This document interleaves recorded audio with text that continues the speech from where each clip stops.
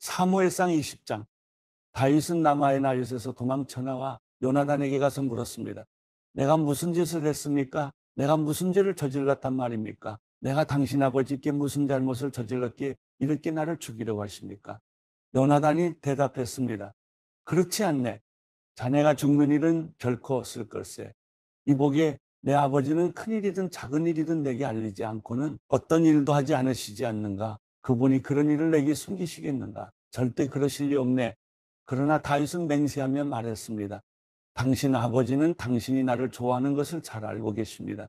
그래서 당신이 이 일을 알게 되면 무척 슬퍼할 것이기 때문에 당신에게 알리면 안 된다고 생각하셨을 것입니다. 여호와께서 살아계시는 것과 당신의 생명을 놓고 맹세하는데 나와 죽음 사이는 한 걸음밖에 떨어져 있지 않습니다. 요나단이 다윗에게 말했습니다. 자네가 원하는 것을 말해보게. 내가 무엇이든 다 들어주겠네. 그러자 다윗이 말했습니다. 내일은 초하루입니다. 내가 왕과 함께 저녁 식사를 하게 돼 있는 날입니다. 하지만 거기 가지 않고 내일 모레 저녁까지 들에 나가 숨어 있겠습니다. 만약 당신 아버지가 나를 찾거든 다윗이 집안에 매는 죄가 있어 급히 자기 고향 베들레헴에 가야겠다고 부탁해 제가 허락했습니다. 라고 말해 보십시오. 만약 잘했다고 하시면 내게 아무 일도 없을 것입니다. 그러나 버럭 화를 내시면 왕이 나를 해치려고 작정하신 걸로 아십시오. 그러니 당신은 당신의 종에게 친절을 베풀어 주십시오.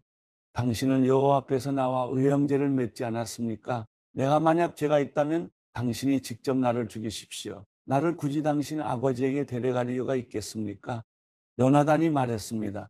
절대 그렇지 않을 걸세. 내 아버지께서 자네를 해칠 생각을 조금이라도 비치신다면 왜 내가 자네에게 말해주지 않겠는가? 다윗이 물었습니다. 당신 아버지가 당신에게 화를 내신다면 누가 그것을 내게 말해주겠습니까? 요나단이 말했습니다. 이리 와서 들판으로 나가보세. 그들은 함께 들러갔습니다. 그러자 요나단이 다윗에게 말했습니다. 이스라엘 하나님 여호와께 맹세하고 말하겠네. 내가 모레 이맘때쯤 내 아버지 마음을 떠보겠네. 아버지가 자네를 좋게 생각하시면 사람을 보내 알려주겠네. 하지만 아버지가 자네를 해치려고 하신다는 것을 알게 되면 자네에게 알려 자네를 무사히 갈 수 있도록 하겠네. 그렇지 않다면 여호와께서 내게 어떤 벌을 내리셔도 다 받겠네. 여호와께서 우리 아버지와 함께 하셨던 것처럼 자네와 함께 하시길 바라네.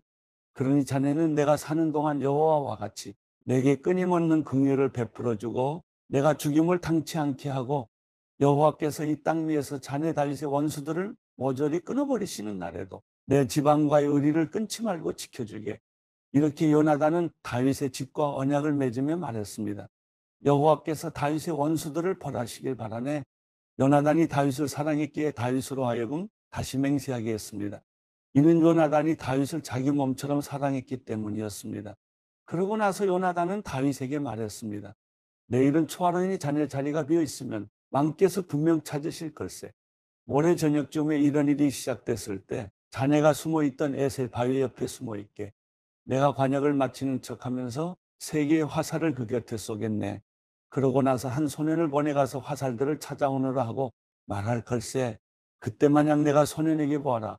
화살들이 이쪽에 있으니 가져오너라 하고 말하면 여호와께서 살아계심으로 맹세하는데 자네는 무사할 것이니 안심하고 나오게. 그러나 만약 그 소년에게 보아라. 화살들이 내 앞쪽에 있다라고 하면 자네는 자네의 길을 떠나게. 여호와께서 자네를 떠나보내시려는 뜻인 줄로 알기나. 그리고 자네와 내가 약속한 이 일에 대해서는 여호와께서 자네와 나 사이에 영원히 증인이 되실 걸세. 그리하여 다윗은 들판에 숨게 됐습니다. 초하루가 되자 왕은 식탁에 앉아 음식을 먹었습니다. 왕은 늘 앉는 벽쪽 자리에 앉았고 반대쪽에는 요나단이 그리고 사울의 옆에는 아브넬이 앉았습니다. 하지만 다윗의 자리는 비어 있었습니다. 그런데 그날 사울은 아무 말도 하지 않았습니다.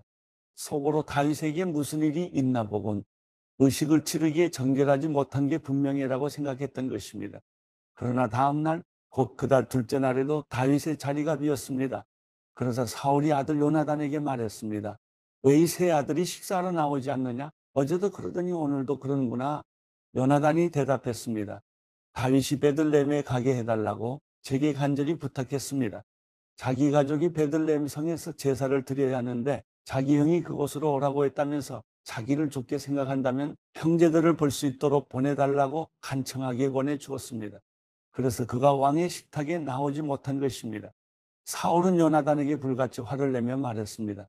너 반역자이며 사악한 여자의 자식아, 내가 그 이세의 아들 쪽을 택한 걸 내가 모를 줄 아느냐? 내게도 망신이지만 널 낳아준 어미에게도 망신이다. 이세의 아들이 이 땅에 살아있는 한 너와 내 나라는 세워지지 않을 것이다. 사람을 보내 다윗을 끌어오너라. 그놈은 죽어야만 한다. 요나단이 아버지에게 물었습니다. 왜 다윗이 죽어야 합니까? 그가 무슨 짓을 했다고 그러십니까? 그러자 사울은 창을 던져 요나단을 죽이려 했습니다. 이제 요나단은 자기 아버지가 다윗을 죽이려고 작정했다는 것을 알게 됐습니다. 요나단은 분노로 부르르 떨며 식탁에서 일어났습니다. 그날 곧 그달의 둘째 날에 요나단은 아무것도 먹지 않았습니다. 아버지가 다윗을 모욕함으로 다윗을 위해 슬퍼했기 때문입니다. 아침이 되자 요나단은 한 소년을 데리고 다윗을 만나기 위해 들판으로 나갔습니다. 요나단이 그 소년에게 말했습니다. 달려가 내가 쏘는 화살들을 찾아오너라. 소년이 달려가자 요나단은 소년의 머리 위로 화살을 쏘았습니다. 소년이 화살이 떨어진 곳에 다다를 즈음 요나단은 소년의 뒤에서 소리 질렀습니다. 화살이 내 앞에 있지 않느냐? 요나단은 소년의 뒤에서 계속 소리 질렀습니다. 서성대지 말고 빨리 달려가거라. 소년은 화살을 주워 요나단에게로 돌아왔습니다. 소년은 이 모든 것을 전혀 알지 못했습니다. 요나단과 다윗만 알 뿐이었습니다. 그러고 나서 요나단은 소년에게 자기 무기들을 주며 말했습니다. 가거라. 이것을 성에 다시 갖다 놓아라. 소년이 가고 난 뒤 다윗은 바위의 남쪽에서 일어나 땅에 엎드려 3번 절했습니다. 그리고 그들은 서로 입을 맞추고 함께 울었습니다. 다윗이 더 많이 울었습니다. 요나단이 다윗에게 말했습니다. 평안히 가게. 우리가 여호와의 이름으로 서로 의형제를 맺지 않았는가? 여호와께서 자네와 나 사이에 또 자네 자손들과 내 자손들 사이에 영원히 증인이시네. 그러고 나서 다윗은 길을 떠났고 요나단은 성으로 돌아갔습니다. 사무엘상 21장. 다윗은 노브로 가서 제사장 아히멜렉에게 이르렀습니다. 아히멜렉은 다윗을 만나자 벌벌 떨며 말했습니다. 왜 혼자입니까? 왜 곁에 아무도 없습니까? 다윗이 아히멜렉 제사장에게 대답했습니다. 왕께서 내게 임무를 주시며 아무도 내 임무와 지시받은 사항을 알지 못하게 하여라 라고 하셨습니다. 군사들에게는 내가 말해둔 곳에서 만나자고 말해두었습니다. 그런데 혹시 뭘 가지신 것이 있습니까? 빵 5덩이만 주십시오. 없으면 있는 것만이라도 좋습니다. 그러자 제사장이 다윗에게 대답했습니다. 그냥 먹는 보통 빵은 내가 가진 것이 없지만 여기 거룩한 빵은 있어. 군사들이 여인을 가까이 하지 않았다면 줄 수 있어. 다윗이 대답했습니다. 출전할 때마다 늘 그랬듯이 우리는 3일 동안이나 여인들을 멀리했습니다. 평범한 임무일 때도 군사들의 그릇들이 거룩한데 하물며 오늘 같은 때에 얼마나 더 깨끗하겠습니까? 그리하여 제사장은 다윗에게 거룩한 빵을 주었습니다. 여호와 앞에 차려놓았던 진설병 밖에는 다른 빵이 없었기 때문이었습니다. 이 빵은 그날 따뜻한 빵을 올려놓으면서 물려낸 것이었습니다. 그런데 그날 사울의 신하들 가운데 하나가 그곳에 있었습니다. 여호와 앞에 머물러 있던 그는 도액이라는 에돔 사람으로서 사울의 양치기들 가운데 우두머리였습니다. 다윗이 아히멜렉에게 물었습니다. 혹시 창이나 칼이 여기 있습니까? 내가 칼이나 다른 무기를 가져오지 못했습니다. 왕께서 시키신 일이 너무 급해서 말입니다. 제사장이 대답했습니다. 당신이 엘라계곡에서 죽인 블레셋 사람 골리앗의 칼이 저기 천에사의 뒤에 있다. 원한다면 가져가시오. 그것 말고는 여기에는 칼이 없어이다. 다윗이 말했습니다. 그만한 것이 어디 있겠습니까? 내게 주십시오. 그날 다윗은 사울에게서 도망쳐 가드 왕 아기스에게로 갔습니다. 그러자 그의 신하들이 아기스에게 말했습니다. 저 사람은 그 땅의 왕 다윗이 아닙니까? 백성들이 춤추고 노래하며 사울이 죽인 사람은 수천 명이고 다윗이 죽인 사람은 수만 명이다 라고 말한 그 사람이 아닙니까? 다윗은 이 말이 마음에 걸렸습니다.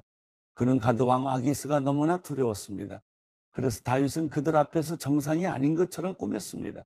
다윗은 그들 가운데 있는 동안 미친 척하며 문짝을 극적거리기도 하고 수염에 침을 흘리기도 했습니다. 그러자 아기스가 신하들에게 말했습니다. 저 사람을 보라. 미치광이가 아니냐? 저 사람을 왜 내게 데려왔느냐?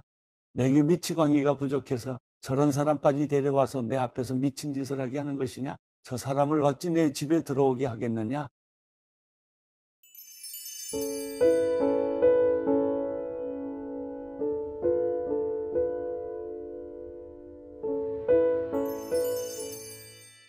시편 102편. 여호와여, 내 기도를 들으소서. 내 울부짖는 소리가 주께 미치게 하소서. 내가 괴로워할 때 주의 얼굴을 내게서 숨기지 마시고 주의 귀를 내게 기울이소서. 내가 부르면 바로 응답하소서. 내 하루하루가 연기처럼 사라지고 내 뼈들이 날것처럼 타오릅니다. 내 마음이 풀처럼 짓밟히고 말라버려 먹는 것조차 잊었습니다. 내가 큰 소리로 탄식하니 피골이 상접했습니다. 내가 광야의 펠리컨 같고 사막의 올빼미 같습니다. 내가 누워도 잠을 못 이루니 지붕 위에 혼자 있는 한 마리 새 같습니다. 내 적들이 하루 종일 나를 조롱하고 있습니다. 미치도록 나를 싫어하는 사람들이 맹세코 나를 반대하겠다고 합니다. 내가 죄를 빵처럼 먹고 눈물을 물처럼 마십니다. 이것은 주의 크나큰 진노 때문입니다. 주께서 나를 드러내던지셨습니다. 내 하루하루가 길게 기울어지는 그림자 같으니 내가 불처럼 시들어갑니다. 여호와여, 그러나 주께서는 왕좌에 영원히 계실 것입니다. 주의 명성이 온 세대에 걸쳐 전해질 것입니다. 주께서 일어나 시온을 불쌍히 여기실 것입니다. 이제 시온에게 은총을 베푸실 때가, 그 정해진 때가 왔습니다. 주의 종들이 시온의 돌을 보고 즐거워하며 그 먼지들까지 좋아할 것입니다. 이방 민족들이 여호와의 이름을 두려워하고 이 땅의 모든 왕들이 주의 영광을 경외할 것입니다. 여호와께서 시온을 다시 세우시고 영광스럽게 나타나실 것입니다. 그분은 빈곤한 사람들의 기도를 고려하시고 그들의 간청을 무시하지 않으실 것입니다. 이제 올 세대를 위해 기록할 것이 있습니다. 그러면 아직 태어나지 않은 백성들이 여호와를 찬양할 것입니다. 그분이 높은 성소에서 내려다보시고 하늘에서 땅을 지켜보셨다. 갇힌 사람들의 신음소리를 들으시고 죽을 지경에 놓인 사람들을 풀어주시려는 것이다. 이로써 여호와의 이름이 시온에 선포되고 그분에 대한 찬양이 예루살렘에 울려 퍼질 것입니다. 그때 민족들과 나라들이 모여 여호와를 섬기게 될 것입니다. 그분은 내가 아직 한창 때인데도 내 힘을 꺾으셨고 내 삶을 단축시키셨습니다. 그래서 내가 말했습니다. 내 하나님이여, 내가 아직 한창 때니 나를 데려가지 마소서. 주의 날은 모든 세대까지 계속되지 않습니까? 태초에 주께서 땅에 기초를 놓으셨고 하늘도 주의 손으로 지으신 작품입니다. 그것들은 다 없어지겠지만 주는 계실 것입니다. 그것들은 다 옷처럼 낡아해질 것입니다. 주께서 옷을 갈아입듯 바꾸신다면 그것들은 없어지겠지만 주께서는 여전히 한결같으시고 주의 날들은 끝이 없을 것입니다. 주의 종의 자녀들이 계속 이어질 것이고 그들의 후손이 주 앞에 설 것입니다.